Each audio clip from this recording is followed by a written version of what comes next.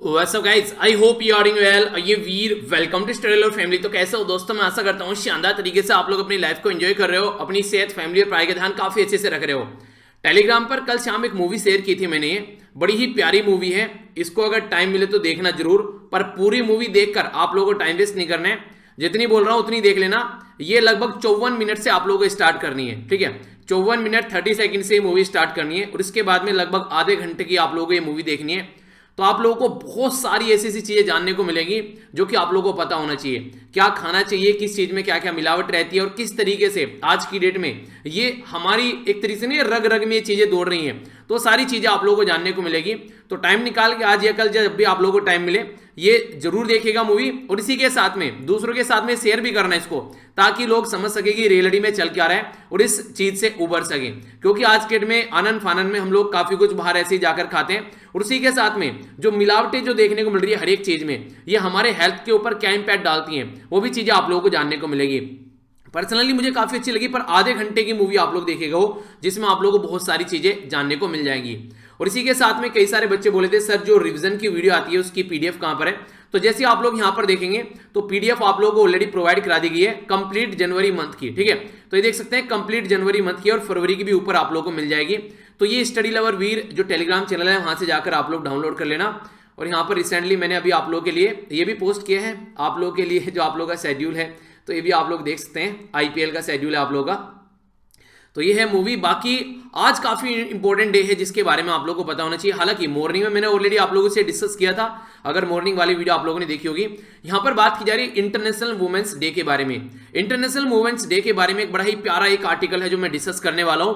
आप लोगों को जानने को मिलेगा हिस्ट्री की भी कुछ पॉइंट ऑफ से हमारी कंट्री में वुमेन का किस तरीके से क्या क्या रेस्पॉन्स रहा है हमारे फ्रीडम स्ट्रगल मूवमेंट को लेकर, तो वो भी हम लोग जानेंगे। तो ये जो डे है ये हम लोग सेलिब्रेट करते हैं 8 मार्च को। क्यों सेलिब्रेट किया जाता है? यहां पर ये बात बोली जाती है कि जो ऑर्डिनरी यानी कि साधारण सी जो महिलाएं हैं वो कुछ ऐसा एक्स्ट्रा ऑर्डिनरी काम कर देती हैं जिसको हम लोग को रिकॉग्नाइज करना चाहिए। यानी कि एक तरीके से वुमेन लीडरशिप के ऊपर यहां पर ये बात की जाती है और उसको हम लोग को सपोर्ट भी करना चाहिए। और इसी के साथ में जब यहां पर कोविड-19 से मिलकर कोई भी अगर ऐसी थीम बनती है तो हेल्थ के पॉइंट ऑफ व्यू से भी और लीडरशिप के पॉइंट ऑफ व्यू से भी, वुमेन के पॉइंट ऑफ व्यू से भी, तो ये काफी इंपॉर्टेंट आप लोगों के लिए हो जाता है। यहां पर तो बोला जा रहा है वुमेन इन लीडरशिप। तो लीडरशिप वुमेन की यहां पर देखी जा रही है। Achieving an equal future in the COVID world, यानी कि कोविड-19 जो वर्ल्ड अभी चल रहा है ऑल ओवर वर्ल्ड में कोविड-19 का जो इंपैक्ट पड़ रहा है उसमें यहां पर किस तरीके से हम लोग अचीव कर सकते हैं इक्वल फ्यूचर, किसके लिए? पूरी सोसाइटी के लिए कहीं ना कहीं। तो इसके चलते इसके बारे में आप लोग ये बातें याद रखिएगा। तो आइए डिस्कशन को आगे बढ़ाते हैं। आज का डिस्कशन काफी इंटरेस्टिंग रहने वाला है। क्वेश्चन भी आप लोगों को मिलेगा जो कि आप लोग बोल सकते हैं कि कुछ कुछ मिला जुला क्वेश्चन रहेगा। हिस्ट्री भी उसमें देखने को मिलेगी और प्रेजेंट टाइम भी आप लोग उसमें इंक्लूड करके चल सकते हैं। ओके, तो आइए आगे बढ़ते हैं। सबसे पहले जो यहाँ पर न्यूज है उसको देखते हैं। पहले छोटी छोटी न्यूज है जो बेसिकली न्यूज़पेपर में क्या गया, उसके बाद में एडिटोरियल डिस्कस करेंगे हम लोग। और जब वुमेन की बात की जा रही है तो हमारी एक फैमिली मेंबर है जिनका नाम है सुमन पाठक, इनका सिलेक्शन हुआ है। यहाँ पर अभी इनके बारे में बात करें तो लेक्चरर बनी है यहाँ पर। तो अगर इंटरेस्टिंग जो चीज आप लोगों को देखने को मिलेगी, आप लोग जब यहाँ पर बात करते हैं, आप लोगों की लाइफ में कोई प्रॉब्लम आती है तो आप लोग टूट जाते हैं, पर लेकिन इनको देखिए जितनी भी प्रॉब्लम रही, जितनी भी दिक्कतें इनके सामने जिंदगी में इनकी आई, इन्होंने उसके साथ में लड़कर उसका सोल्यूशन निकाला है और अब भी ये आगे भी कॉन्टिन्यूअस पढ़ाई कर रही हैं। तो यहाँ से आप लोग एक जो नहीं कहते कि आप लोगों को लगता है कि यार पता नहीं जिंदगी में सारी दिक्कतें मेरे साथ ही क्यों हैं, तो जब भी ऐसी लगा करेगी सारी दिक्कतें मेरे साथ हैं, तो एक गाना है दुनिया में कितना गम है मेरा गम कितना कम है, औरों का गम देखा तो मैं अपना गम भूल गया। तो ये सुन लेना, आप लोगों को लगेगा कि नहीं यार मेरी जिंदगी फिर भी बहुत सही है। तो वही बात है यार, ऑल इज वेल बोलो और अपने काम में लगे रहो। तो कभी भी आप लोगों को ये नहीं लगना चाहिए कि ये सारी दिक्कतें मेरे साथ ही क्यों आ रही है। दिक्कतें जिस इंसान के साथ में आती है वही इंसान निखर कर आगे निकल कर आता है। तो ये पूरी जो इनके द्वारा अपना जो एक स्टोरी बताई गई है इसको पढ़ने की कोशिश कीजिएगा। मैं शेयर कर दूंगा इसको टेलीग्राम के ऊपर भी और कम्युनिटी टैग में भी। तो आप लोग देखिएगा कि क्या क्या प्रॉब्लम आती है लाइफ में और किस तरीके से कैसे कैसे इंसान निकल कर आगे बढ़ता है। और देखिए किसी भी एग्जाम में आप लोगों का सिलेक्शन हुआ करे उसको शेयर जरूर कीजिए आप लोग की स्टोरी को। एग्जाम कभी भी छोटे बड़े नहीं होते हैं। हाँ, आप लोग ये कीजिए अब की बार ये सिलेक्शन हो रहा है, फिर आगे और अच्छे वाला सिलेक्शन करके उसका भी शेयर कीजिए। तो कभी भी एग्जाम को उस तरीके से मत देखिए, क्योंकि जो एग्जाम में आप लोगों का सिलेक्शन हो रहा है बहुतों का सपना है वो, जिसको आप लोग छोटा एग्जाम बोल रहे हैं, ठीक है? तो ये इस तरीके से आप लोग अपनी लाइफ को देखिएगा, इसके इनके बारे में पढ़िएगा थोड़ा सा, आप लोगों को काफी कुछ इंटरेस्टिंग जानने को मिलेगा कि हाँ किस तरीके से आज की डेट में इंसान जो है वो स्ट्रगल कर रहा है और फिर भी अपने आप को रोक नहीं रहा है, आगे ही बढ़ाते जा रहा है। अगर बात करें न्यूज के बारे में तो बात की जा रही है यहाँ पर ब्रह्मपुत्र रिवर के बारे में। ब्रह्मपुत्र रिवर अगर आप लोग देखिए मैप में कई बार क्वेश्चन पूछे जाते हैं।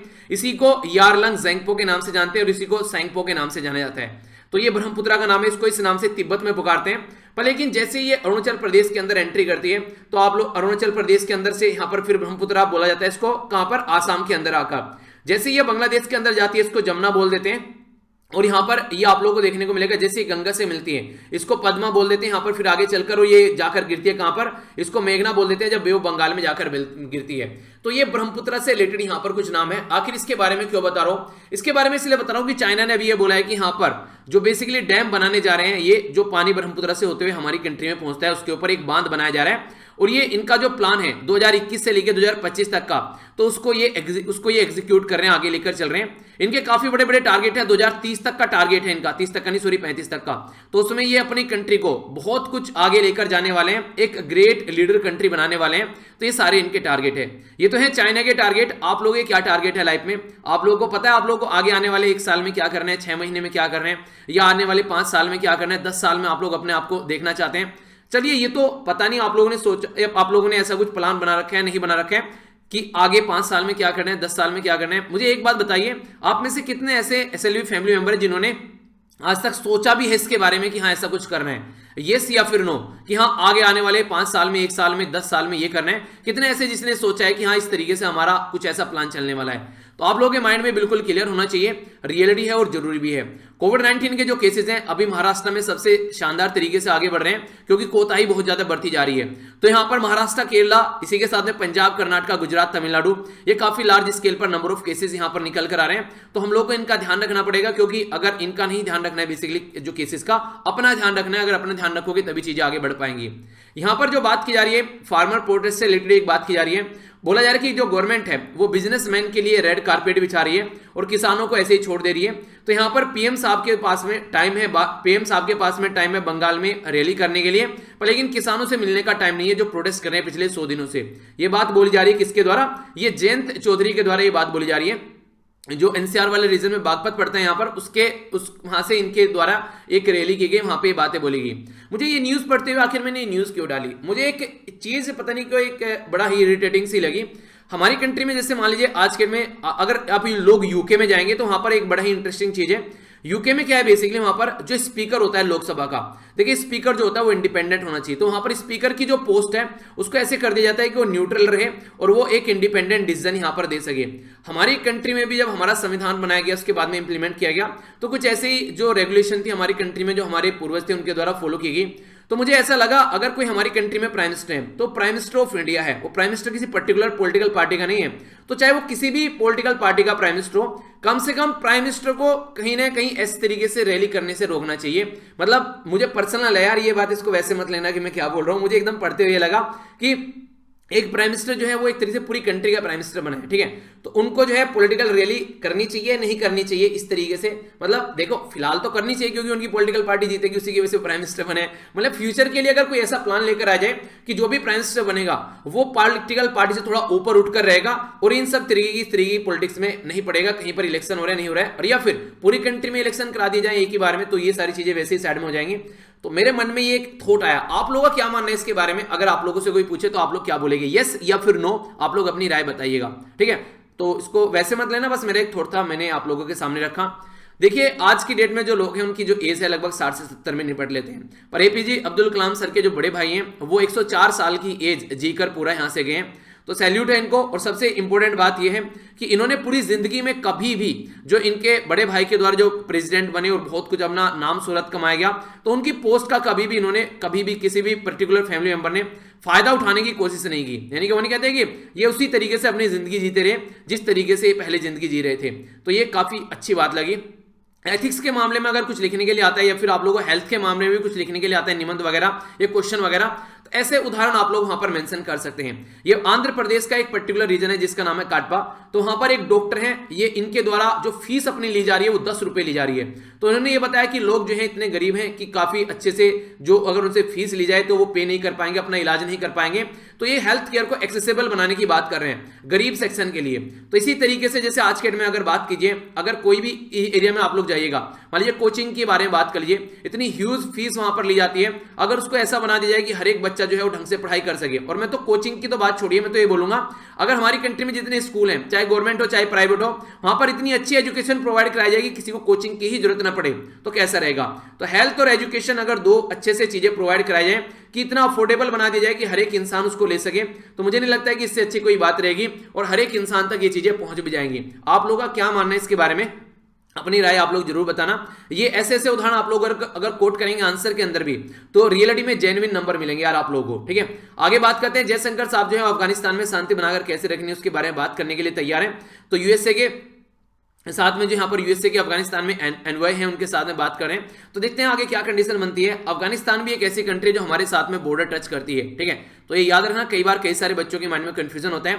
तो अफगानिस्तान भी हमारे साथ में बॉर्डर टच करती है, पर लेकिन ये पाक ऑक्युपाइड एरिया में। तो हमारी कंट्री का जो ऑफिशियल मैप है उसके हिसाब से आप लोगों को चलना है। तो अफगानिस्तान, पाकिस्तान, चाइना, ये हो गया भूटान, ऊपर हो गया ये नेपाल, और यहां पर हो गया बांग्लादेश, ये हो गया म्यांमार। तो ये वो कंट्री है जो हमारे साथ में बॉर्डर टच करती है। ठीक है, तो इसलिए कंफ्यूज मत होना कि हाँ कौन कौन सी कंट्री ऐसे ऐसे हैं, तो ये आप लोगों को पता होना चाहिए। ओके, उसी के साथ में सबसे बड़ा जो बॉर्डर टच किया जाता है हमारी कंट्री में, वो किया जाता है बांग्लादेश के द्वारा। ठीक है, तो ये याद रखिएगा। सेकंड सबसे बड़ा बॉर्डर किसके द्वारा टच किया जाता है, ये आप लोग बताइए। पहला तो सबसे ज्यादा जो टच किया जाता है वो बांग्लादेश के द्वारा किया जाता है। ठीक है, आगे बात करते हैं। यहाँ पर ये म्यांमार में जो आज के दिन प्रोटेस्ट चल रहा है, उसके चलते हमारी कंट्री मिजोरम, मणिपुर, नागालैंड जो है वो कहीं ना कहीं इमोशनल हो रहे हैं, और वहां पर उस साइड में जो लोग हैं वो लोगों को यहाँ पर रहने के लिए जगह दे रहे हैं, क्योंकि वहां पर काफी लार्ज स्केल पर उल्टी सीधी हरकतें चल रही हैं, लोगों को मारा जा रहा है, जेल में डाला जा रहा है। तो वहां पर जो बेसिकली जो आर्मी है म्यांमार की, वो हद पार कर रही है, ऐसा आप लोग बोल सकते हैं।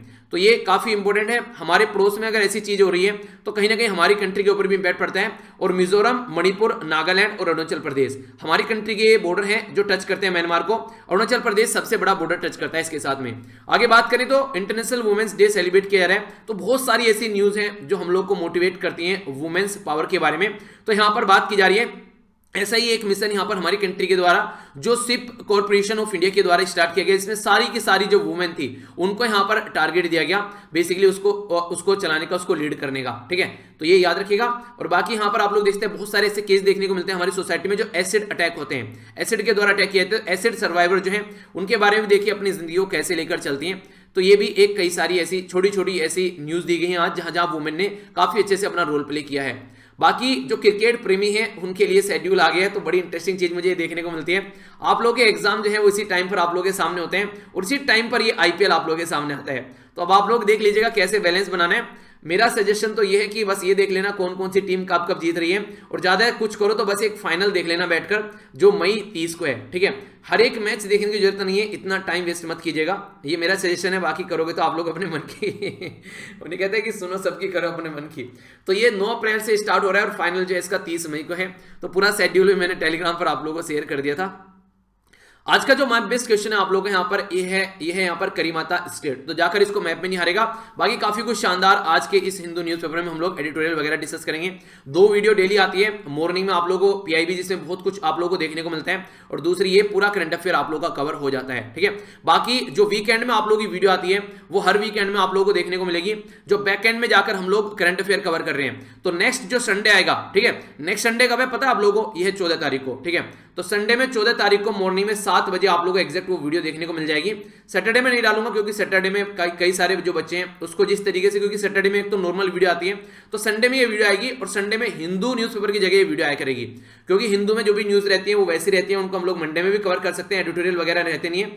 तो इसलिए ये वीडियो रहती है 2 से 2.5 घंटे की, और ये वीडियो देखने के बाद में आप लोगों की आत्मा तृप्त हो जाएगी। ठीक है, एक छोटी सी रिक्वेस्ट है, ये वीडियो में जिस तरीके से करंट अफेयर कवर किया जा रहा है बहुत अच्छी खासी मेहनत लगती है, उसको शेयर जरूर किया कीजिए, ताकि वो बच्चे जिनका करंट अफेयर कवर नहीं हो रहा है उनका भी कवर हो सके, और सिलेक्शन होने के बाद में आप लोगों को जरूर वो एक थैंक्स जरूर बोलेंगे कि यार तुम्हारी वजह से ये मेरा सिलेक्शन हुआ है। ठीक है, और यही एक दिल को खुश करने वाली बात होनी चाहिए।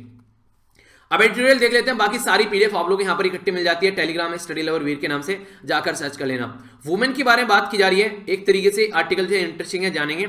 हमारी कंट्री में कई सारे अभी रूल और रेगुलेशन लाए गए जिसके चलते हमारी कंट्री में जो कंडीशन है वो काफी ज्यादा खराब हो रही है इंडिपेंडेंसी को लेकर। ठीक है, तो जानेंगे इसके बारे में कौन कौन से रूल और क्या क्या चीजें हैं। ये वाला आर्टिकल यहाँ पर क्रिकेट के बारे में बताया जा रहा है, तो आर अश्विन साहब जिस तरीके से निखर कर सामने आए तो उनके बारे में बात की जा रही है। रेलवे के बारे में पर्टिकुलर बात की जा रही है, क्या क्या कंडीशन चल रही है। तो अलग अलग डिपार्टमेंट के बारे में में अगर कोई ऐसे आर्टिकल आते हैं, ज्यादा इंपॉर्टेंट नहीं होते हैं पर लेकिन हल्का सा आइडिया आप लोगों को होना चाहिए फिर भी इसके बारे में।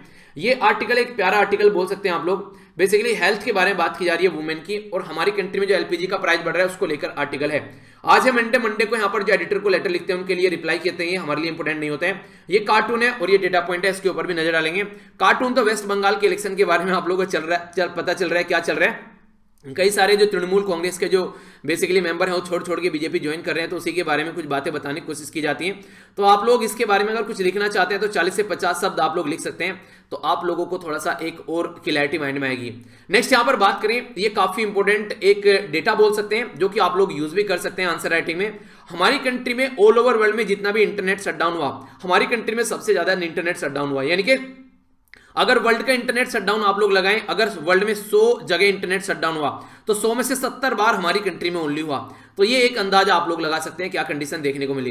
तो इंटरनेट की जो स्पीड है कई जगह वो भी काफी स्लो की गई, वो भी कंडीशन आप लोग देखते हैं। तो इसके चलते हमारी कंट्री जो है वो एक काफी दयनीय कंडीशन में आ गई है कि जिसको एक डेमोक्रेसी बोला जाता है, वर्ल्ड में लार्जेस्ट डेमोक्रेसी। तो डेमोक्रेसी के नाम पर एक क्वेश्चन मार्क लग रहा है जब इस तरीके के इंसिडेंट हमारी कंट्री में देखने को मिलते हैं। ठीक है, तो लास्ट ईयर यहां पर आप लोगों को देखने को मिला जम्मू एंड कश्मीर में काफी लार्ज स्केल पर यहां पर इंटरनेट शटडाउन रहा। इसी के साथ में कई सारे और राज्य यहां पर, जैसे अभी फार्मर प्रोटेस्ट करे तो दिल्ली आसपास वाले रीजन में इंटरनेट शटडाउन रहा, तो स्लो स्पीड कर दी गई। एक बच्चे के द्वारा ये बोला गया सर 2 घंटे की वीडियो जो है 3.5 घंटे में देखी जा रही है। तो कई जगह ऐसी भी दिक्कत आप लोगों को देखने को मिलती है। तो बहुत सारी प्रॉब्लम यहां पर सामने निकल कर आ रही है। जब कहीं पर पॉलिटिकल इंस्टेबिलिटी होती है, इलेक्शन होते हैं, कम्युनल वायलेंस होते हैं, या फिर एग्जाम चीटिंग होती है, रिलीजियस कोई एक होल्डिंग होती है, प्रोटेस्ट होते हैं, तो वहां पर ये इंटरनेट शटडाउन बंद किए जाते हैं। पॉलिटिकल इंस्टेबिलिटी जहां पर रहती है सबसे ज्यादा इंटरनेट शटडाउन वहां पर किए जाते हैं। तो ये एक ओवरव्यू है, इसके बारे में आप लोगों को पता होना चाहिए कि हमारी कंट्री में कहां पर क्या क्या प्रॉब्लम देखने को मिल रही है। तो being a citizen of India ये सारी चीजें आप लोगों के माइंड में बिल्कुल क्लियर होनी चाहिए। ठीक है, आइए अब आगे बढ़ते हैं।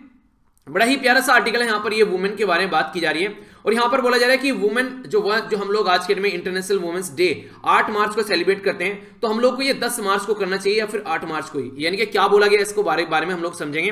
तो जानेंगे यहाँ पर बात क्या की जा रही है। बात ये की जा रही है कि इंटरनेशनल जो वुमेन्स डे है ये स्टार्ट किया गया था स्टार्टिंग में 1920 में, किसके द्वारा? ये सोवियत यूनियन और चाइना के द्वारा।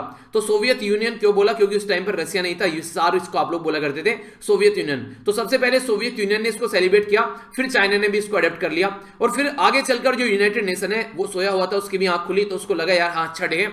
तो 1977 में यूएन के द्वारा भी यहां पर इसको स्टार्ट किया गया और हमारी कंट्री में फिर आगे चलकर इसको 8 मार्च को 1980s में जाके इसको ढंग से इंप्लीमेंट करना स्टार्ट किया। तो हमारी कंट्री में इसको बेसिकली यहां पर इसको आप लोग बोल सकते हैं स्टार्ट किया गया 1980s में जाके। अगर आज से आप लोग इसको बारे में बात करें तो बोला जा रहा है कि क्या 8 मार्च को सेलिब्रेट करना है या 10 मार्च को सेलिब्रेट करना है। तो आप लोग बोलोगे कि सर 10 मार्च कहां से आ गए? तो 10 मार्च के बारे में अगर बात करें तो बात की जा रही है सावित्री बाई फुले के बारे में। ये हमारी कंट्री में एक ऐसी पर्सनैलिटी थी जिसको फर्स्ट वुमेन टीचर के नाम से भी आप लोग जानते हैं। तो फर्स्ट वुमेन टीचर, तो 10 मार्च को यहां पर इनका जन्म हुआ था, जिसको फर्स्ट वुमेन टीचर बोलते हैं, और सोसाइटी में काफी बड़ा रोल इनके द्वारा प्ले किया गया।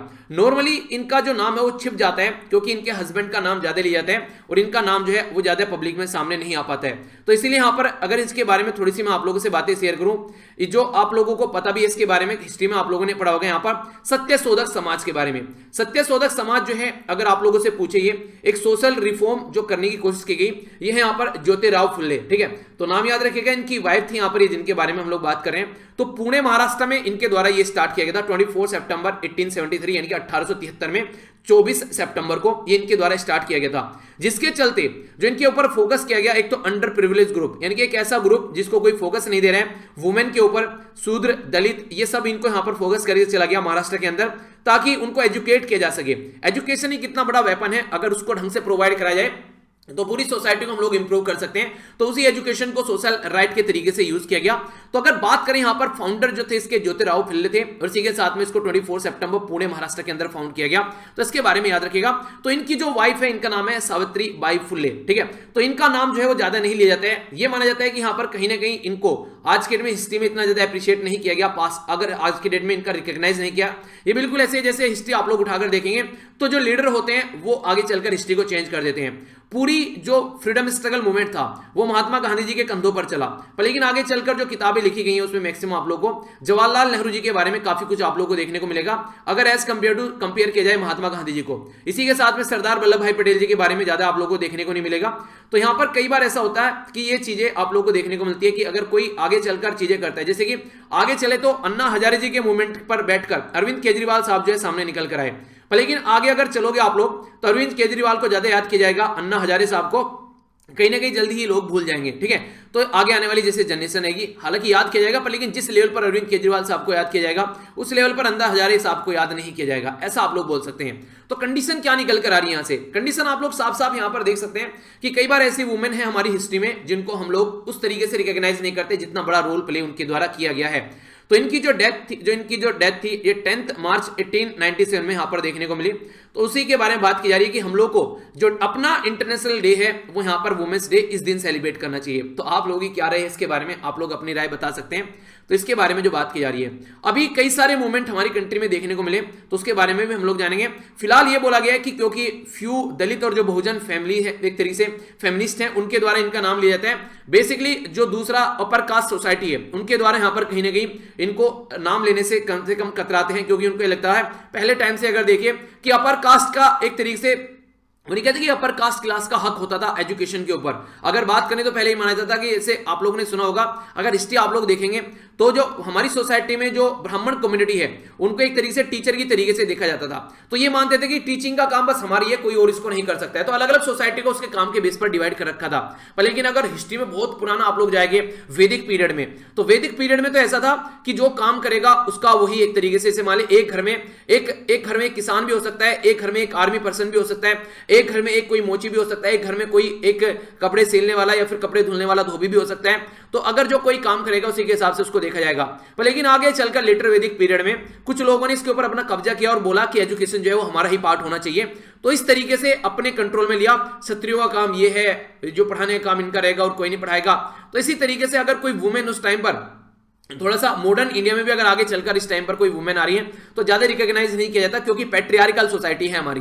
तो इसके चलते बोला जा रहा है कि इनको रिकॉग्नाइज हम लोग को करना चाहिए, इनके बारे में बेसिकली सबको बताना चाहिए, क्योंकि इनका जो इनके ऊपर कहीं ना कहीं इनको छोड़कर इनके जो हस्बैंड है उसके बारे में ज्यादा बात की जाती है, पर दोनों ही के द्वारा बहुत बड़ा रोल प्ले यहां पर किया गया, ऐसा आप लोग बोल सकते हैं। अगर आज की डेट में आप लोग वुमेन के बारे में बात करें तो वुमेन का जो एक तरीके से अगर देखिए आप लोग, वुमेन जो है एक कहीं ना कहीं एक रीढ़ की हड्डी बनकर एक परिवार में और रीढ़ की हड्डी बनकर एक कंट्री में अगर सारे परिवार को आप लोग जोड़ दो तो आगे चलती है। तो उनका जो भी एक डेडिकेशन है तो वो हम लोग को बताना पड़ेगा। सोशल में जिस तरीके से गलत चीजें रही हैं तो उसमें सामने निकालकर चीजें रखी गई। तो एक जस्टिस के तरीके से तो वुमेन जो है कास्ट डिफरेंस के मामले में किसी मामले में तो इनके काफी बड़े रोल प्ले किए गए उसको साइड में करने के लिए। अभी प्रेजेंट टाइम पर देखिए शाहीन बाग में प्रोटेस्ट चल रहा था हमारी कंट्री की वुमेन के द्वारा, जो मुस्लिम कम्युनिटी की वुमेन थी। तो यहां पर सिटीजनशिप अमेंडमेंट एक्ट के खिलाफ यहां पर ये प्रोटेस्ट चल रहा था, जिसमें यह बोला गया था कि जो हमारी कंट्री में बांग्लादेश, पाकिस्तान या आसपास वाला जो अफगानिस्तान हो गया इनको छोड़कर बाहर से अगर कोई आएगा तो उनको यहां पर एक तरीके से रिजर्वेशन दिया जाएगा।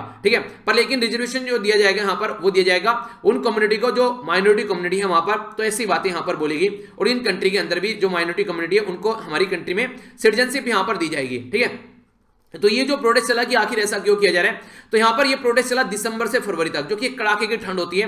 तो उस टाइम पर यहां पर ये काफी लंबा प्रोटेस्ट देखने को मिला।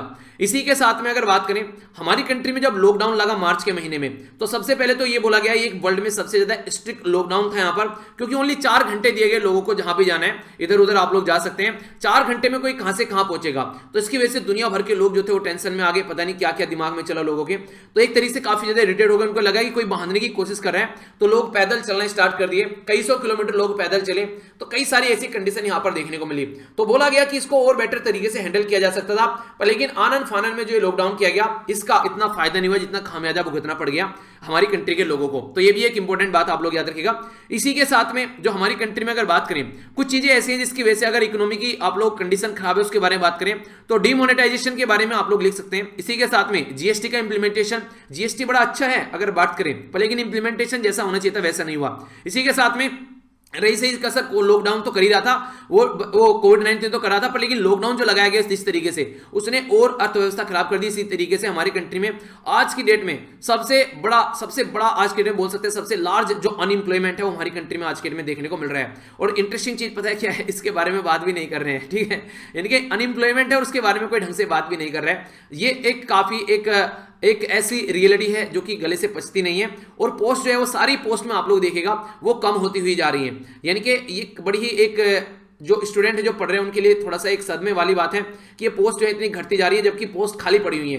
तो ये थोड़ा सा एक अलग ही माहौल बनाती है लोगों के माइंड में, ठीक है। अगर बात करें यहाँ पर जो आज की डेट में देखें तो अगर जिस तरीके से लॉकडाउन लगा तो लॉकडाउन में घर में सब कैद हो गए, तो जब घर में सब कैद हो गए इसकी वजह से बहुत बड़ी इनइक्वालिटी भी बढ़ी, क्योंकि लोगों का सर्वाइव करना भी मुश्किल हो गया। बहुत सारे लोग ऐसे होते हैं जो डेली कमाते हैं और डेली खा लेते हैं, उससे बाद में उनके पास में कुछ नहीं होता है। अब घर में अगर कैद हो गए तो उनकी रोजी रोटी कैसे चलेगी, और वो भी इतने लंबे समय तक, तो इसकी वजह से बहुत बुरी प्रॉब्लम निकलकर सामने आई। और ये इसको इनइक्वालिटी वायरस भी बोला जा रहा है, क्योंकि अमीर जो है वो और अमीर होते चले गए और गरीब जो है वो और गरीब होते चले गए। इसके चलते तो मैंने आप लोगों से डिस्कस भी किया था मॉर्निंग में ही, अगर इसके बारे में आप लोग जानना चाहते हैं। ये माना जा रहा है कि ऑल ओवर वर्ल्ड में 607 नए बिलियनर बन गए, यानी कि नए अमीर आदमी बन गए 607 अभी रिसेंटली। और हमारी कंट्री में अगर बात करें तो 55 नए बिलियनर ऐड हो गए अभी रिसेंटली, ये 2020 में 55 नए बिलियनर यानी कि नए जो हमारे कंट्री में करोड़पति बन गए हैं। तो नए अभी 2020 में इतना पैसा आया है। ये मैं नहीं बोल रहा हूं, ये बोल रही है 10th एडिशन ऑफ ह्यूमन जो ग्लोबल रिच लिस्ट है, इसके द्वारा ये बात बोली गई है। इलोन मस्क जो टेस्ला के हैं सबसे ज्यादा अमीर है आज के डेट में, इनके पास में जो पैसा है 197 बिलियन आप लोगों को देखने को मिलेगा डॉलर। इसी के साथ में जो अमेजन के जेफ बेजोस हैं इनके पास में 189 बिलियन डॉलर आप लोगों को देखने को मिलेगा। हमारी कंट्री के जो अमीर जो धन्नड़ सेठ है यहाँ पर ये है मुकेश अंबानी साहब, इनके पास में 83 बिलियन आप लोगों को देखने को मिलेगा। और बाकी ये इंटरेस्टिंग चीज ये लगी, मुझे लग रहा था कि यूएसए में सबसे ज्यादा अमीर लोग होंगे, पर लेकिन चाइना में अब सबसे ज्यादा अमीर लोग हो गए हैं। और दूसरे नंबर पर इंडिया, दूसरे नंबर पर यूएसए और तीसरे पर इंडिया, जिसको आप लोग गरीब देश बोलते हैं, तीसरे नंबर पर उस देश में सबसे ज्यादा अमीर लोग हैं। तो यहां से आप लोग लगा सकते हैं कहां पर क्या क्या चीजें हैं।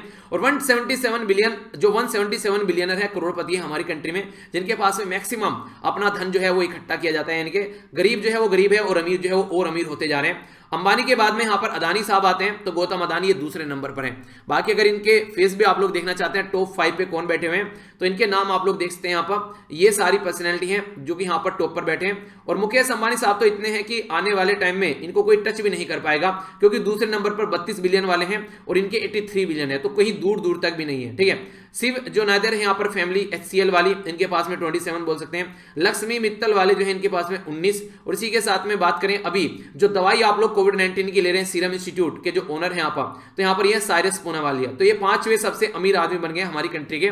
तो एक आप लोग देखते हैं। बाकी यहाँ पर जो लिस्ट है आप लोगों के सामने है, जिसमें अमीर जो यहाँ पर इंडिया में और अमीर ऑल ओवर वर्ल्ड में 8वें नंबर पर सबसे ज्यादा अमीर की कैटेगरी में आते हैं यहाँ पर मुकेश अंबानी साहब, जो कि रिलायंस इंडस्ट्री के मालिक हैं, ठीक है। तो कुछ बेसिक इन्फॉर्मेशन तो इससे बताया जा रहा है कि अमीर जो हैं वो और ज्यादा अमीर हो गए हैं और गरीब और ज्यादा गरीब हो गए हैं। तो मैंने आप लोगों को बताया था के कर्व के बारे में भी। के कर्व में क्या है, जो यहाँ पर बिजनेसमैन है ये वाले हैं, ये तो जल्दी जल्दी रिकवर कर गए और ज्यादा अमीर हो गए। पर लेकिन जो नीचे वाले जो मिडिल क्लास फैमिली है, लोअर मिडिल क्लास फैमिली, इनकी जिंदगी ऐसी हो गई कि अगर घर में से एक कोई कमाने वाला चला गया तो आने वाला 10 दशक लग जाएंगे, इनको आने वाला 1 दशक यानी कि 10 या 20 साल लग जाएंगे इस पॉवर्टी से निकलने में, जो पॉवर्टी इनको दी है कोविड-19 ने और लॉकडाउन ने। तो ये काफी एक अलग माहौल कंट्री बन गया है। तो इसी के चलते यहाँ पर ये बातें बताई जा रही हैं कि काफी बुरी प्रॉब्लम देखने को मिल रही है। अगर बात करें ओवरनाइट जो है लोग जो हैं वो घर में कैद हो गए और सबको घर से काम करने की बात एक हिदायत दी गई। तो यहाँ पर वर्क फ्रॉम होम आप लोग देखिए, नॉर्मली हम लोग क्या बोलते हैं, जो वुमेन होती है उसको होम मेकर बोलते हैं, यानी कि घर से काम करेगी, गृहिणी बोलते हैं वुमेन को।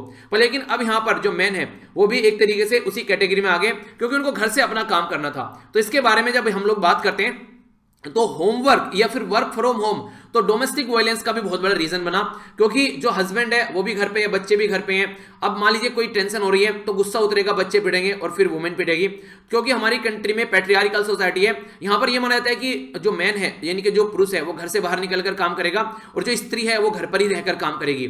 तो ये जो कंडीशन देखने को मिलती है, देखिए एक तो होता है म्यूचुअल अंडरस्टैंडिंग। आप लोग देख सकते हैं बहुत सारे ऐसे लोग आप लोगों को मिल जाएंगे जो म्यूचुअल अंडरस्टैंडिंग से काम करते हैं कि यार ठीक है, मेरी सैलरी ज्यादा है, तुम्हारी सैलरी कम है, चलो ठीक है मैं काम कर लेता हूं और तुम घर पर काम कर लो, ठीक है। एक काव और की मूवी आप लोगों ने देखी है, उसमें उसकी वाइफ ज्यादा कमा रही थी, तो उसने बोला ठीक है मुझे घर में रहना और घर पर काम करना ज्यादा पसंद है, मैं घर पे रहता हूं, घर पे काम करता हूं, ठीक है। जो अर्जुन कपूर उसमें हीरो थे और करीना कपूर, तो वो मूवी में दिखाने की कोशिश की है कि पेट्रियार्कल माइंडसेट कहीं ना कहीं हम लोग को ब्रेक करना चाहिए, क्योंकि अगर बात करें जो घर में अच्छा खासा कमा रहा है उसको जॉब करने दो, क्यों आखिर ये करना है कि लड़का कमा रहा है भले वो कम कमा रहा है बस वो बाहर काम करने जाएगा।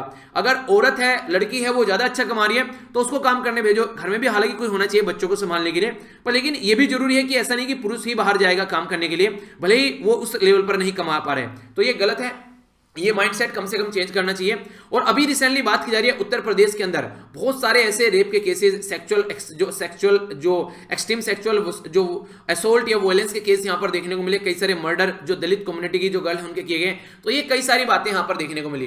तो यहां पर जो ये टर्म मुझे पता नहीं क्यों यार, पर्सनली ये मेरी पर्सनल जो बात बोलने जा रहा हूं थोड़ा सा पर्सनल है, इसको वैसे मत लीजिएगा। अगर यहां पर जैसे यूज करते हैं ना कि दलित वुमेन मारी गई या फिर वो वुमेन मारी गई, जनरल SC ST की वुमेन मारी गई, मतलब ये शब्द जोड़ना क्यों जरूरी हो जाता है यहां पर? आखिर हम लोग लड़कियों को ऐसे क्यों नापने लगते हैं कि दलित की मारी गई है, चाहे लड़की किसी भी कास्ट, किसी भी धर्म, किसी भी रीजन की क्यों ना एक तरीके से उसकी जान गई हो या फिर कोई उसके साथ में गलत काम हो, तो सबको हम लोगों के देखना चाहिए। अगर दलित की हो गई है तो यहां पर उसको अलग तरीके से देखो, जर्नल की कोई है तो अलग तरीके से, OBC एक अलग तरीके से, मतलब इससे तो कम से कम ऊपर होना चाहिए। और न्यूज़पेपर भी ये काम करते हैं घुमा फिराकर, क्योंकि वो इनके उनका भी वो एक तरीके से कहीं ना कहीं वो नहीं कि एक पर्टिकुलर कम्युनिटी के ऊपर ज्यादा अत्याचार हो रहे हैं तो उसको दिखाने के लिए काम किया था, पर लेकिन ये लगता है कि पूरी गर्ल्स जो कम्युनिटी है उनको साथ में देखना चाहिए, इस तरीके से कम डिवीजन नहीं करना चाहिए कि हाँ ये उसकी है और ये उसका है। तो ये चीजें मेरी पर्सनल है, आप लोगों का क्या मानना है इसके बारे में बताइएगा। अगर बात करें आज के डेट में पेड डोमेस्टिक वर्क का, तो यहाँ पर जो घर पे ही अभी आप लोगों ने देखा होगा तमिलनाडु में जो कमल हसन साहब की जो पार्टी थी उसके द्वारा बोला गया अगर जीत कर आता हूं तो जो वुमेन घर पर काम करती है उसको हम लोग एक सैलरी प्रोवाइड कराएंगे, ठीक है। तो उसी के चलते आज के डेट में जो मैन है वो घर से ही काम कर रहा है तो वो भी सैलरी ले रहा है, पर डोमेस्टिक रेस्पॉन्सिबिलिटी क्या शेयर कर रहा है वो, मान लीजिए वाइफ है, ठीक है, और हस्बैंड है, दोनों घर पे रह रहे हैं अकेले। अगर वाइफ जो है वो खाना बना रही है, सारे काम कर रही है, तो हस्बैंड जो है थोड़ा उसकी हेल्प कर रहा है आज के डेट में किसी काम में, कुछ हाथ बटा रहा है किसी काम में, तो वो चीजें थोड़ी देखने वाली है। या फिर वो बिल्कुल ऐसे है कि नहीं ये मेरा काम ही नहीं है, भले ही वो घर पे लेटा हुआ है 2 घंटे काम कर रहा है, बाकी के दिन बस ऐसे टाइम पास कर रहा है, पर लेकिन वुमेन के साथ में काम नहीं कर रहा है, सपोर्ट नहीं कर रहा है, हाथ नहीं बटा रहा है, तो ये गलत है। क्योंकि बेटर हाफ का मतलब ही होता है कि मिलकर एक दूसरे के साथ में काम कर रहे हैं और घर पे रहना है, तो ये होना चाहिए नॉर्मली एक सपोर्ट प्रोवाइड आप लोग करा सकते हैं। सारे काम लिखे नहीं है कि सारे काम उसी इंसान को करने अकेले को, ठीक है। तो इसी के बारे में बात की जा रही है। तो जो वुमेन है उनका काफी बड़ा रोल रहा। सावित्री बाई जो थी इनके साथ में अगर बात करें, या फिर शाहीन बाग में आप लोग बात करिए, जो स्टूडेंट्स हैं काफी मदर हैं, जो फार्मर आज के डेट में देखने को मिलेगा, फार्मर जो वुमेन है वो भी सामने निकल कर आ रही है। बहुत सारे वायलेंस के केसेस भी इनको देखने को मिलते हैं। तो आज की डेट में हम लोग किस लेवल पर आज के डेट में हम लोग बातें कर रहे हैं, जैसे मैंने भी आप लोग यहाँ पर सत्यशोधक समाज के बारे में बात की आप लोगों से, तो उसी के बारे में बताया जा रहा है। तो हम लोग को ये समझना पड़ेगा कि यार देखिए किस तरीके से जो फैमिली में जो वुमेन है वो अपना काम करती है, और कास्ट से, रीजन से, रिलीजन से, इनसे ऊपर उठकर हम लोग को चलना पड़ेगा, तब सिचुएशन सुधरेगी, ठीक है। तो ये बेसिक कुछ बातें हैं। तो आप लोगों के सामने यहाँ पर क्वेश्चन भी है। यहाँ पर बात की जा रही है कि रोल प्ले जो किया गया वुमेन के द्वारा इंडियन फ्रीडम स्ट्रगल में, तो उसके बारे में बात की जा रही है। तो आप लोगों को ये बताना है इनका ये हेल्पर का रोल था, उन्होंने कहते हैं साइड में हेल्पर खड़ा हुआ एक, या फिर इनका क्रूसेडर का रोल था, यानी कि एक तरीके से जो एक सही योद्धा जो रोल प्ले करता है वो वाला रोल था। तो कौन सा रोल आप लोग बोलोगे, तो ये आप लोगों को बताना है इसके बारे में, ठीक है। तो यहाँ पर अगर आप लोग कुछ लिखना है यहाँ पर, तो ये कुछ बातें हैं जो आप लोगों के लिए इंपोर्टेंट हो सकती है, क्या क्या आप लोग यहां पर मेंशन कर सकते हैं। तो फर्स्ट वॉर ऑफ इंडिपेंडेंट, इसके बारे में लिखिएगा, वुमेन का क्या रोल था। जलियांवाला बाग मैसेकर जो 1919 में देखने को मिला, इसके बारे में बताइएगा। नॉन कॉर्पोरेशन मूवमेंट जो लॉन्च किया गया था 1920 में, इसके बारे में बताइएगा। सिविल डिसोबीडिएंट मूवमेंट दांडी मार्च जो आप लोगों ने हिस्ट्री में पढ़ा होगा, इसके बारे में बताइएगा। और क्विट इंडिया मूवमेंट जो 1942 में था, इसके बारे में बताइएगा। तो यानी कि अगर आप लोगों से हिस्ट्री में वुमेन का क्या रोल था उसके बारे में लिखने के लिए आता है, तो ये मोटे मोटे तौर पर 5 ऐसे इंसिडेंट हैं जिनको कम से कम आप लोगों को कवर करना ही करना है। और इनके बारे में तो डायरेक्ट क्वेश्चन भी बन जाता है, आप लोगों से पूछ 4 स्टेटमेंट दे देंगे और बोलेंगे कि कौन सी सबसे पहले हुई और कौन सी बाद में हुई। तो इनकी तो आप लोग को ईयर भी पता होना चाहिए। देखिए हिस्ट्री वैसे रटने का सब्जेक्ट नहीं है, आप लोग अगर समझिए, कोई सारे बोलते हैं हिस्ट्री में रटना है, रटना नहीं है, आप लोग कुछ इवेंट समझने हैं, और जब आप लोग समझेंगे उसको दिल लगाकर तो आप लोग के याद हो जाएंगे।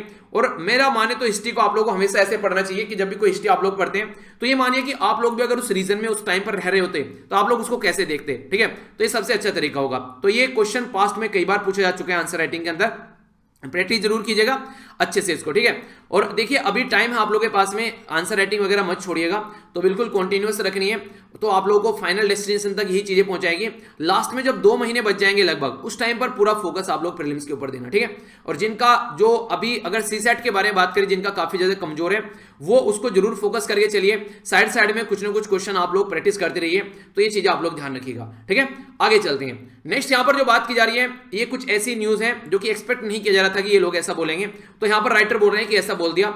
सुप्रीम कोर्ट के जो जज थे, इनके द्वारा, सुप्रीम कोर्ट के जो जज थे, इनका नाम है अशोक भूषण साहब, ठीक है। तो इनके द्वारा यहां पर यह बोला गया कि अभी हमारी कंट्री में जो रूल लाए गए हैं, जिसका नाम है information technology guideline for intermediaries digital ethic code जो लाए गए हैं रूल 2021 के, उनमें ये बोला गया उनके अंदर टीथ नहीं है, इनके दांत नहीं है, यानी कि कम से कम पनिशमेंट कुछ होना चाहिए था, फाइन कुछ होना चाहिए था, तो वो कहीं भी मेंशन नहीं किया गया है, ठीक है। तो यहां पर जो अभी फिलहाल जो मुकुल रोहतगी साहब हैं, जो एडवोकेट है अमेजन से रिलेटेड, यानी कि अमेजन के ऊपर अभी कुछ बातें निकल कर आ रही है, आर्टिकल में डिस्कस करूंगा। तो यहां पर इनके द्वारा बोला गया कि अमेजन में कहीं पर भी पोर्नोग्राफी नहीं दिखाई जाती है। मैं खुद बहुत सारी मूवी देखता हूं, इवन मैं मूवी देखकर यहां पर इवनिंग में डेली मूवी देखकर अपने आप को एक तरह से एंटरटेन करता हूं, ठीक है। तो यहां पर जो अगर बात करें, सोलिसिटर जनरल तुषार मेहता साहब, उनके द्वारा बोला गया कि हम लोग एक ड्राफ्ट के बारे में आए हैं और ये कोर्ट के सामने रखा है, तो देखने वाली बात है कि कैसे इसको इंप्लीमेंट किया जाता है। अब न्यूज क्या है, न्यूज समझिए। यहां पर बात की जा रही है यहां पर अपर्णा पुरोहित के बारे में। अपर्णा पुरोहित है इंडियन कमर्शियल हेड है, जो कंटेंट क्रिएटर, जो आज के डेट में जो अमेजन है उसके ऊपर जो भी सीरीज चलती है, तो इनको गिरफ्तारी का वारंट इनका निकाला गया इलाहाबाद हाईकोर्ट के द्वारा, क्योंकि एक अभी सीरीज आई थी जिसका नाम था तांडव। तांडव सीरीज में यह बताया गया कि जो नाम भी यूज किया गया तांडव, वो शिव से, जो हमारी जो रिलीजियस हिंदू कम्युनिटी के अंदर जो शिव हैं उनसे रिलेटेड है यहां पर ये, तो इसको इररेस्पेक्टेड तरीके से देखा जा रहा है, तो ऐसा यहां पर नहीं होना चाहिए था। तो पहली तो बात यही बोली कि जो तांडव वर्ड यूज किया जा रहा है, तो ये तांडव वर्ड भी यहां पर यूज नहीं करना था। हालांकि इनके द्वारा जो जिनके ऊपर ऑफेंस दिखाया गया था, वो सारे सीन जो है वो डिलीट कर दिए गए, जिनको पनिशेबल ऑफेंस की कैटेगरी में डाला गया था। पर लेकिन ये बोला गया कि इनके द्वारा रिलीजन को हर्ट किया गया है, तो इसलिए इनको गिरफ्तारी होनी चाहिए। हालांकि गिरफ्तारी नहीं हुई, गिरफ्तारी से प्रोटेक्शन यहां पर मिल गई। पर लेकिन जो जज हैं, जिनके द्वारा ये बोला गया कि टीथ होने चाहिए और दांत होने चाहिए थे इसके अंदर, ताकि ये और अच्छे से काम कर सके। यानी कि जो information technology guideline for intermediaries and digital media ethic code है रूल 2021 के, उनके अंदर ऐसा प्रोविजन होना चाहिए था ताकि फाइन वगैरह लगाया जा सके, तो कोई भी ऐसा प्रोविजन नहीं है, तो ये बातें इनके द्वारा बोली गई। तो यहां पर जो राइटर है वो इससे खुश नहीं है। राइटर बोल रहे हैं कि जो कोर्ट है वो अपनी लाइन भूल गया कि उसको जाना कहां है, कोर्ट को काम क्या कर रहे हैं। कोर्ट राइट को प्रोटेक्ट करने का काम करता है और कोर्ट जो है वो रिलीजन को प्रोटेक्ट करने का काम कर रहा है। फंडामेंटल राइट में अगर आप लोग बात कीजिए, सारी चीजें वहां पर आ जाती हैं। तो फंडामेंटल राइट में बेसिकली अगर कुछ गलत हो रहा है सोसाइटी में, तो कोर्ट का काम ही होता है कि वो इसको प्रोटेक्ट करने का काम करें। जो यहां पर ये अभी गाइडलाइन लाई गई गवर्नमेंट के द्वारा, ये फ्रीडम ऑफ एक्सप्रेशन पर कहीं ना कहीं रोक लगाएंगी, लोगों की पर्सनल लाइफ में इंटरफेयर करेंगी, तो प्राइवेसी का हनन करेंगी। तो 2017 में हमारी कंट्री में जो केस आया था, केस पुत्तस्वामी केस, उसमें ये बोला गया था कि प्राइवेसी का हम लोग को फंडामेंटल राइट बनाना है आर्टिकल 21 के तहत, जिसको राइट टू लाइफ भी आप लोग बोलते हैं। तो उसके अंदर फंडामेंटल राइट आप लोग को बनाना है। पर लेकिन आप लोग क्या कर रहे हैं, आप लोग एक अलग ही डायरेक्शन में जा रहे हैं। आप लोग यहां पर रिलीजियस को प्रोटेक्शन के बारे में बात कर रहे हैं।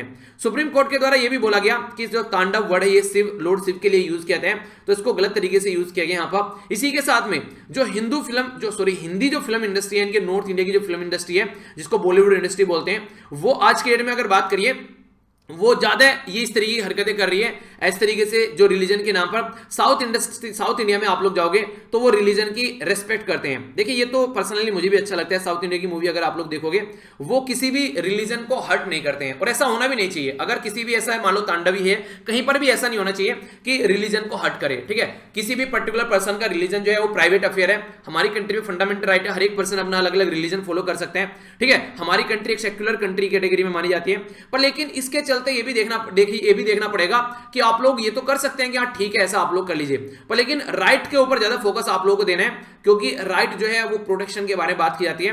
और हमारी कंट्री में संविधान में आर्टिकल 32 उसको बोला जाता है heart and soul of the constitution, यानी कि दिल और आत्मा कॉन्स्टिट्यूशन की आर्टिकल 32 है, क्योंकि ये राइट जो फंडामेंटल राइट है उनको इंप्लीमेंट करने का काम करता है अगर किसी के फंडामेंटल राइट का हनन होता है, तो इसको सबसे ऊपर रखना चाहिए। और ये काम सुप्रीम कोर्ट का है, तो सुप्रीम कोर्ट जो है वो अपना रास्ता भूल गया है। ये बातें यहां पर बोली जा रही है। आप लोगों को क्या लगता है, रास्ता भूल गया या फिर नहीं? जो भी लगता है, एक और आर्टिकल है, इसमें आप लोग को अच्छी और बातें जानने को मिलेगी। यहां पर एक नया अभी एक पैटर्न लेकर लाया जा रहा है ये पैटर्न क्या है, इसमें बात की जा रही है साइबर क्राइम कोऑर्डिनेटर सेंटर के बारे में, ठीक है। तो इसको साइबर क्राइम कोऑर्डिनेशन जो सेंटर है ये किसके अंडर आता है, पहला तो क्वेश्चन आप लोगों से बन सकता है, ये आता है मिनिस्ट्री ऑफ होम अफेयर के अंदर में, यानी कि अमित शाह जी के अंडर में आता है। इनके द्वारा एक प्रोग्राम लॉन्च किया गया जिसको बोला गया है cyber crime volunteer program. Volunteer program क्या है इसको समझने की कोशिश कीजिएगा, इसके ऊपर क्वेश्चन मार्क लगाया जा रहा है। साइबर क्राइम वॉलंटियर क्या है, इसमें बेसिकली ये आप लोग देखते हैं ये वेबसाइट पर भी इनके द्वारा मेंशन कर दिया गया है पूरा प्रोग्राम। ये वेबसाइट पर भी अगर आप लोग जाना चाहते हैं तो इसको भी टेलीग्राम पर लिंक शेयर कर दूंगा अगर और आप लोग को इंटरेस्ट है इसके बारे में जानने का।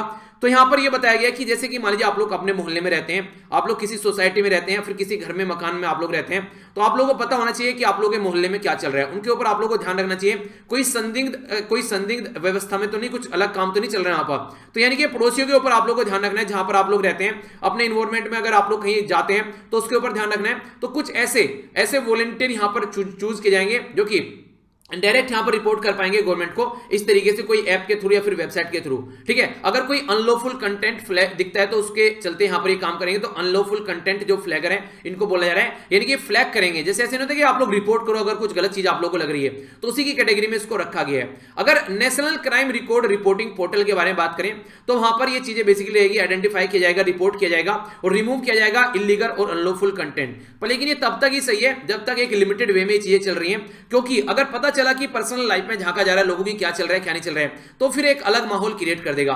तो यहां पर एक तरीके से इलीगल और अनलॉफुल जो कंटेंट है ऑनलाइन, तो उसको किस लेवल पर हम लोग को ट्रीट करना है ये भी अंडरस्टैंड करना पड़ेगा।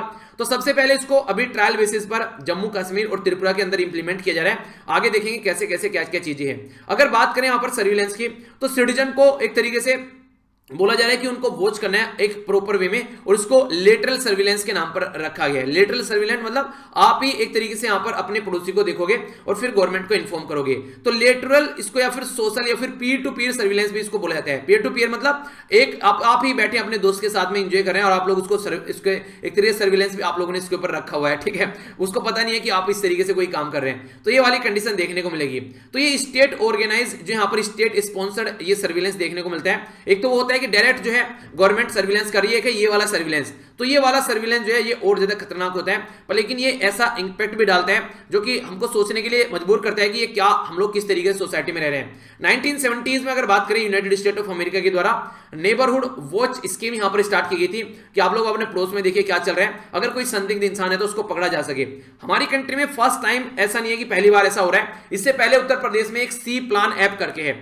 सी प्लान ऐप में यहां पर यह किया जाता है उत्तर प्रदेश गवर्नमेंट के द्वारा कि अगर आप लोगों के आसपास वाले एरिया में, आप लोगों के गांव में आसपास में कहीं पर भी कोई एंटी सोशल एलिमेंट है तो आप लोग यहां पर उसके बारे में मेंशन कीजिए। अगर कोई कम्युनल टेंशन देखने को मिल रही है आसपास में, कोई रिलीजन के नाम पर, कास्ट के नाम पर कोई लड़ाई हो रही है, उसके बारे में मेंशन कीजिए। इसी के साथ में लैंड के ऊपर कोई लड़ाई हो रही है उस गांव में तो उसको आप लोग इन्फॉर्म कीजिए। तो यहां पर सी प्लान ऐप करके यहां पर आप लोगों को देखने को मिलता है। तो ये इस तरीके से सर्विलेंस किए जा रहे हैं हमारी कंट्री में। तो इससे नुकसान क्या देखने को मिलते हैं, स्टेट स्पॉन्सर्ड जो लेटरल सर्विलेंस यहां पर किया था, ये कल्चर एक ऐसा हार्मफुल कल्चर क्रिएट करता है कि आप लोगों के पास में जो कोई भी रह रहा है उसके ऊपर आप लोग ट्रस्ट नहीं कर पाएंगे। आप लोगों को लगेगा यार पता नहीं है किस तरीके से कैसे मेरी चीज को ले और किसको जाके कब रिपोर्ट कर दे। तो लोग जो है वो नॉर्मल तरीके की जिंदगी नहीं जी पाएंगे, एक दूसरे से डरने लगेंगे, एक दूसरे से चिढ़ने लगेंगे और हर टाइम संदेह में रहेंगे कि यार पता नहीं मैं क्या बोलूं, इसको क्या बुरा लग जाए, कहां पर जाकर क्या बोल दे, इससे क्या हो जाए। तो एक तरीके से वो सारी चीजें उनको देखने को मिलेगी। तो एक तरीके से ये सस्पिशन जो रहता है कि हाँ ये एनिमी हो सकता है, वो हो सकता है। तो ये हालांकि देखिए सोचना तो चाहिए कि हाँ कहां पर क्या चल रहा है, हल्का सा आप लोगों को उसके बारे में आइडिया रखना चाहिए, पर लेकिन सामने वाले की जिंदगी में घुस जाना बिल्कुल ये कितने हद तक सही है, ठीक है। तो इसके चलते ऑलरेडी हमारी कंट्री में information technology intermediary guideline and digital media ethic code लाए गए। तो ये भी एक और तरीके से जो यहाँ पर इसी का काम करेगा, यानी कि कहीं ना कहीं एक ड्यू डिलीजेंस आप लोगों को यहाँ पर देखने को मिलेगा, ऑब्लिगेशन इंटरमीडिएटरी का यहाँ पर कि वो भी इस चीज पर ध्यान रखे। मतलब क्या इसका मतलब ये, अगर व्हाट्सएप पे आप लोग कोई एसएमएस सेंड करते हैं तो आप लोगों ने सेंड किया और वो किसी आप लोग के जानने वाले के पास में पहुंचा, तो बीच में ये यहां पर इसको कोई नहीं देख सकता है, ठीक है। तो ये एक तरीके से इनक्रिप्टेड डेटा रहता है कि एक तरीके से कोई नहीं इसको पढ़ सकता है, ऐसा रहता है यहां पर। अभी इस लॉ में ये बोला गया है जितनी भी सारी ऐसी इस तरीके के जो प्लेटफॉर्म है, चाहे फेसबुक कर लीजिए, व्हाट्सएप कर लीजिए, जो भी है यहाँ पर, अगर टेलीग्राम कर लीजिए या कोई और दूसरा जो भी ऐप है, तो यहाँ पर ये बोला गया कि अगर कोई ऐसा कंटेंट क्रिएट कर रहा है जिसकी वजह से सोसाइटी में हेट फैल रहा है तो आप लोगों को उसके बारे में बताना पड़ेगा। तो इसका मतलब ये बोल रहे हैं कि इसको आप लोग डिक्रिप्ट कीजिए ताकि इसको हम लोग जान सके, पढ़ सके। तो इसका मतलब क्या हो गया, इसका मतलब ये हो गया सारी जो आज के डेट में वेबसाइट है जिसके ऊपर लोग ट्रस्ट कर काम करना स्टार्ट किए हैं, वो सारी वेबसाइट पर लोगों को ट्रस्ट करना ही बंद कर देना चाहिए। तो इसलिए यहाँ पर ये सारी सोचने वाली बात है कि हम लोग किस डायरेक्शन में चीजों को लेकर चल रहे हैं।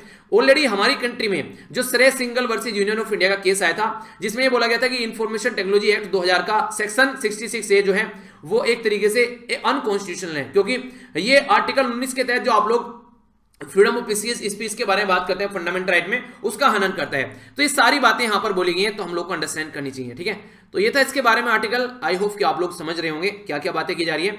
तो इसके बारे में कुछ लिखने के लिए भी आता है, तो आप लोगों के पास में कंटेंट अच्छा खासा है, और ये ऐसे जो पॉइंट होते हैं मेंशन कर सकते हैं। हालांकि टेलीग्राम पर भी मैं बीच बीच में सारी चीजें पोस्ट करते रहता हूं जो मुझे लगता है, ताकि अगर आप लोग डायरेक्ट भी जुड़े हुए हैं, कोई इस तरीके से भी सर्च करें तो देखिए। अरे हाँ, एक और छोटी सी बात जो कई बार आप लोग पूछते हैं, देखिए ये आप लोग को याद रखनी है बात। जैसे आप लोग चैनल पर जाते हैं, यहाँ पर आप लोग चैनल पर गए, ठीक है, तो आगे लिखकर अगर आप लोग कभी भी सर्च करेंगे, यहाँ पर सर्चिंग एक ऑप्शन रहता है, उसमें ऊपर जाएंगे आप लोग, राइट साइड में इधर जाएंगे तो सर्च का ऑप्शन रहता है, तो वहां पर जाकर हैशटैग लिखकर आप लोग कुछ भी सर्च कीजिए तो वो पूरा खुलकर आप लोग का आ जाएगा। तो कई सारे बच्चे बोलते हैं कि सर पीडीएफ जो है मिल नहीं रही है, कहाँ मिली हुई है, तो आप लोग अगर जाकर सर्च करेंगे हैशटैग पॉलिटी, ठीक है, तो आप लोग की, जैसे मैं अभी सर्च करूँ यहाँ पर हैशटैग लिखूँ यहाँ पर और पॉलिटी लिख दूँ, ठीक है, तो अभी आप लोग देखना यहाँ पर हैशटैग पॉलिटी लिखते क्या आएगा, हैशटैग लिखा मैंने और पॉलिटी लिख दिया, ठीक है। तो जैसे ही मैं सर्च करूंगा तो साइड में ये खुल के आ गई सारी पॉलिटी की, आप लोग देखते हैं यहाँ पर जब मैंने पोस्ट की थी, तो यहाँ से जाकर आप लोग देखिए सारी आप लोगों को मिल जाएंगे। थोड़ा सा ऊपर अगर आप लोग जाएंगे तो जो ये पूछता रहता है पॉलिटी की कहाँ पर है, तो हैशटैग जाकर आप लोग सर्चिंग में वहां पर सर्च कर लीजिए, तो सारी चीजें आप लोगों के सामने ओपन खुलकर आ जाएंगी, ठीक है। तो ये सारी चीजें आप लोग याद रखिए। बाकी जैसे यहाँ पर कुछ लगना है, जैसे यहाँ पर ये हैशटैग सरल करके मैं कई सारी सी चीजें पोस्ट करता हूँ, तो ये सारी चीजें आप लोग सर्च कर सकते हैं डायरेक्ट, ठीक है। तो ऐसा नहीं है कि टेलीग्राम पर मिलता नहीं है, कई सारे बच्चे बोले सर पीछे चला जाता है, तो हैशटैग जहां पे डाल देता हूं तो इसका मतलब आप लोग सर्च करेंगे तो मिल जाएगा, ठीक है, याद रखिएगा। ये हेल्थ के बारे में बात की जा रही है कि हेल्थ पर ज्यादा फोकस देना चाहिए, ना कि आप लोगों को ये देना चाहिए कि कितना नुकसान हो रहा है गवर्नमेंट को, फिस्कल डेफिसिट कितना हो रहा है, तो उसके बारे में बात की जा रही है। क्या आप लोगों ने देखा होगा इस प्रोग्राम का काफी ज्यादा प्रचार किया गया था हमारी कंट्री में। ये प्रोग्राम है स्वच्छ ईंधन बेहतर जीवन, ठीक है। तो प्रधानमंत्री उज्ज्वला योजना का नाम आप लोगों ने सुना होगा, स्वच्छ ईंधन और बेहतर जीवन इसकी टैगलाइन रखी गई। तो सबसे पहले तो इसके बारे में ही याद रखिएगा किसके द्वारा इंप्लीमेंट की जाती है स्कीम, तो पेट्रोलियम जो हमारी कंट्री में पेट्रोलियम और प्राकृतिक गैस जो मंत्रालय उसके द्वारा इसको इंप्लीमेंट किया जाता है, ठीक है। एक तो इंपॉर्टेंट पॉइंट है यहाँ पर। ये अभी न्यूज में किस लिए है, न्यूज में यहाँ पर इसलिए क्योंकि जो सब्सिडी इसके ऊपर दी जाती थी वो सब्सिडी यहाँ पर कम की गई है अभी हमारी कंट्री में बजट में, और इसी के साथ में इंटरनेशनल लेवल पर प्राइस बढ़ा है, तो दो मार यहाँ पर झेलनी पड़ रही है लोगों को। तो इसके चलते यहाँ पर 50% के करीब यहाँ पर अभी इंक्रीज हो गया इसके प्राइस में। प्रधानमंत्री उज्ज्वला योजना का कोई मतलब नहीं रह गया, क्योंकि हमारी कंट्री में मैक्सिमम लोग वो हैं जो कि आज के डेट में भी चूल्हे पर खाना बनाते हैं, गाँव में आप लोगों ने देखा होगा। तो उस तरीके से तो इसका ये फ्लैगशिप स्कीम अगर इतना महंगा हो जाएगा तो फिर से लोग वहीं पहुंच जाएंगे जहां से आप लोग उनको इधर लेकर आए थे। 2016 में अगर बात करें एलपीजी के जो कनेक्शन है 8 मिलियन लोगों तक पहुंचाए गए, ठीक है। अभी फिलहाल अगर देखिए जो सब्सिडी जो यहाँ पर जो बेसिकली देखने को मिलती थी तो 1600 रुपए के करीब यहाँ पर जो हेल्प प्रोवाइड कराई जाती थी, अब यहाँ पर 85% के करीब यहाँ पर जुड़ गए हैं लोग इसके साथ में। तो अब ये सिलेंडर इतना महंगा हो गया है कि अब यहाँ पर फिर से लोग जो है पुराने पैटर्न पर जाना स्टार्ट कर देंगे। तो कॉम्पनसेशन के देने की वजह से 2011 में 1/3 हाउस होल्ड एलपीजी यूज करे थे, लेकिन अब काफी लार्ज स्केल पर बढ़ गए हैं। तो यहाँ पर बातें बताई जा रही है कि आज के डेट में एलपीजी जो है, आज की डेट में भी लोग, ऐसा नहीं है कि एलपीजी का गैस सिलेंडर कंटिन्यूअसली यूज करते हैं, क्योंकि आज के डेट में भी ऐसे लोग हैं जो एलपीजी का सिलेंडर जो है घर में है तो उसको चाय बनाने के लिए यूज कर लिया, कोई मेहमान आ गया एकदम, वरना आज के डेट में चूल्हे पर अपना खाना बनाया जाता है, क्योंकि ये इतना महंगा है कि वो आज के डेट में भी इसको अफोर्ड नहीं कर पाते हैं। तो क्योंकि गाय के गोबर, भैंस के गोबर के उपले बनाए जाते हैं, लकड़ी मिल जाती है, उसको यूज करते हैं, तो कहीं ना कहीं उससे जो इन्वायरमेंट को और जो हेल्थ को नुकसान पहुंचता है वो काफी खतरनाक है। तो पहली बात तो यही होगी कि आज के डेट में भी अफोर्डेबल नहीं है यहाँ पर, ताकि जो नॉर्मल घर है जहां पर खासकर कोविड-19 के चलते और ज्यादा गरीबी हो गई है तो उसको यूज कर सके। दूसरा सेकंड ये है कि जो कंज्यूमर है उनकी जो एक्सेस होना चाहिए फ्रीली अवेलेबल बायोमास यानी कि गोबर है उसको आसानी से यूज कर पाते हैं, तो फिर क्यों सिलेंडर में अपना पैसा बर्बाद करना। पर लेकिन इसका नुकसान क्या है, नुकसान एक ह्यूज नुकसान देखने को मिलता है। जब बायोमास यूज किया जाता है, गोबर वगैरह लकड़ी वगैरह यूज की जाती है, तो ये यहाँ पर कुकिंग जो कॉन्ट्रीब्यूट करता है आपको 30%, यहाँ पर जो पार्टिकुलेट मैटर है ना ये काफी नुकसान पहुंचाते हैं। और आप लोगों ने देखा होगा खासकर कई सारी जो वुमेन है वो बीमार होती हैं तो ये बॉडी के अंदर जाते हैं, तो इसके बारे में हम लोगों को समझना पड़ेगा, इससे दूर रहना पड़ेगा। कोयले की जो बर्निंग है उससे जो रेजिड्यू निकल कर आते हैं ट्रांसपोर्ट सेक्टर में, उससे भी ज्यादा यहाँ पर ये चीजें देखने को मिलती है। आज के में एलपीजी का जो प्राइस है वो ग्लोबल लेवल पर बढ़ा, कुछ तो मतलब कि इंटरनेशनल लेवल पर प्राइस बढ़ा, और दूसरा यहाँ पर हमारी कंट्री में अभी जो बजट आया उसमें जो सब्सिडी है वो कट कर दी गई है 50%। यानी कि अगर मान लीजिए 100 रुपए की छूट ये दे रहे थे, सब्सिडी का मतलब है छूट, यानी कि सिलेंडर मान लीजिए 500 रुपए का है, ठीक है, तो सिलेंडर 500 रुपए का है, तो गवर्नमेंट बोलती है ठीक है 400 रुपए देने, 100 रुपए हम देंगे। तो अब गवर्नमेंट ने क्या कर दिया कि 400, अब 100 नहीं, हम लोग 50 रुपए देंगे ओनली, ठीक है, 50 तो इन्होंने बोला, और बाकी इंटरनेशनल मार्केट में 100 रुपए इंटरनेशनल मार्केट में बढ़ गया, तो अब यहाँ पर और ज्यादा ही महंगा हो गया है, ठीक है। तो यानी कि कहने का मतलब ये कि अब बहुत ज्यादा बर्डन पड़ेगा, तो जो लोग नॉर्मल तरीके से वैसे यूज नहीं करते थे अब और भी यूज नहीं करेंगे। तो पोस्ट पेंडेमिक लोगों की वैसे खस्ता हालत हो गई है, तो समझना पड़ेगा कि एलपीजी का सिलेंडर कौन कौन यूज कर पा रहे हैं यहाँ पर। तो सस्टेनेबल इन्वेस्टमेंट यहाँ पर इसको मानना चाहिए गवर्नमेंट को, ये देखना चाहिए कि आप लोग एक प्रोडक्टिव टाइम, अगर चूल्हे पर बैठकर वो लकड़ी वगैरह वो सारी चीजें यूज की जा रही हैं और एक गैस पर खाना बनाया जा रहा है, तो आसानी से जल्दी बन जाता है और हेल्थ के लिए भी काफी ज्यादा फायदेमंद है। तो कंट्री में महिलाओं की हेल्थ के ऊपर फोकस देना चाहिए, हेल्थ और प्रोडक्टिव पॉपुलेशन पर फोकस देना चाहिए, वरना फिर दुनिया भर का खर्चा करना पड़ता है हेल्थ में जब उनकी हेल्थ सही करने की बात आती है। तो ये आप लोगों का क्या मानना है? देखिए पर्सनली अगर देखा जाए चूल्हे पे बनाई गई रोटी टेस्टी तो लगती है, वो तो मानना पड़ेगा, पर लेकिन टेस्टी रोटी के चक्कर में सामने वाले की हेल्थ कितनी बर्बाद करनी है वो भी आप लोगों को देखना है। तो इसलिए यहाँ पर हो सकता है चलो कभी कभी बना ली जाए, पर लेकिन इतना अफोर्डेबल होना चाहिए कि लोग जो है उसको छोड़कर इस पर जाना पसंद करें गैस पर। और पोल्यूशन के पॉइंट ऑफ व्यू से भी काफी इंपॉर्टेंट है, इंडोर पोल्यूशन देखने को मिलता है। अगर कोई प्रेग्नेंट वुमेन है या फिर कोई नया अभी बच्चा पैदा हुआ है तो उनको भी बीमारी देखने को मिलती है। ऐसे भी कई सारे केस निकल कर आते हैं, क्योंकि माँ के पास में रहते हैं, दूध पीना, उनके पास में रहना, खेलना, सारा काम करते हैं, तो इस तरह की कंडीशन आप लोगों को देखने को मिलेगी, ठीक है। तो ये बातें यहां पर समझाई गई है, तो इसके बारे में ये भी एक तरह से वुमेन से रिलेटेड ही है यहाँ पर अगर बात करें इस तरीके से, तो इसके बारे में आप लोग याद रख सकते हैं, ठीक है। बाकी यहां पर देखिए रेलवे के बारे में बात की जा रही है। हमारी कंट्री में अगर सबसे ज्यादा सस्ता सामान ले जाने का कोई तरीका है तो वो आप लोगों को देखने को मिलेगा वन ऑफ द रेलवेज है। एक तो वाटरवेज हालांकि इतना डेवलप नहीं है, पर रेलवेज काफी सस्ता है, पर लेकिन कई बार ट्रांसपेरेंसी देखने को नहीं मिलती है, तो उसके ऊपर यहां पर क्वेश्चन लगाए जा रहे हैं। अभी बजट भी प्रस्तुत किया है, पहले रेलवे का बजट अलग से आता था, तो इस तरीके से रेलवे जो है देखिए सामान के ढोने के पॉइंट ऑफ से काफी इंपॉर्टेंट है। दूसरा काफी सारी जनता भी इसके अंदर ट्रेवल करती है, ये माना जाता है कई सारी कंट्री की पॉपुलेशन इतनी नहीं है जितनी हमारी कंट्री में लोग जो है रेलवे में ट्रेवल करते हैं, तो उसी के बारे में कुछ कमियां कुछ खामियां गिनाई गई हैं। ज्यादा इंटरेस्टिंग मुझे आर्टिकल बेसिकली लगा नहीं, ठीक है। आगे चलते हैं, आगे क्या चलते हैं, बेसिकली आज का डिस्कशन यहीं तक ही रखते हैं, और इसी के साथ में अपनी तैयारी करते रहिए। और जनवरी और फरवरी की 2 महीने की आप लोगों की ऑलरेडी प्रोवाइड करा चुका हूं, जितना ज्यादा रिवीजन कर सकते हैं रिवीजन कीजिए। हर वीक में हम लोग एक पीछे की जो मंथ की वीडियो लेकर चलेंगे, ठीक है। तो जितना भी हो पाएगा उतना जल्दी से जल्दी कवर करूंगा, जितना मेरे बस की बात है, जितना मेरे कंट्रोल में है। तो आप लोग उनको एंजॉय कीजिए अच्छे से और रिवीजन करते रहिए, और पीडीएफ यहां से जाकर डाउनलोड कर लेना सारी जितनी भी इकट्ठी है। ट्विटर, इंस्टाग्राम, फेसबुक में मेरे साथ कनेक्ट कर सकते हैं, सारे वीडियो के लिंक नीचे मिल जाएंगे। नेक्स्ट लेक्चर में मिलता हूं, बड़ों को नमस्ते, छोटों को प्यार, छोटी सी लाइफ एंजॉय करा, तब तक के लिए जय हिंद। और फिर से हैप्पी जो international women's day to all of you, okay. तो रेस्पेक्ट कीजिए वुमेन की यार, अपनी सोसाइटी में जो वुमेन है उन्हीं की वजह से हमारा एग्जिस्टेंस है, तो कम से कम उनको साथ में लेकर चलना चाहिए, ठीक है। तो मिलता हूं नेक्स्ट लेक्चर में, तब तक के लिए जय हिंद।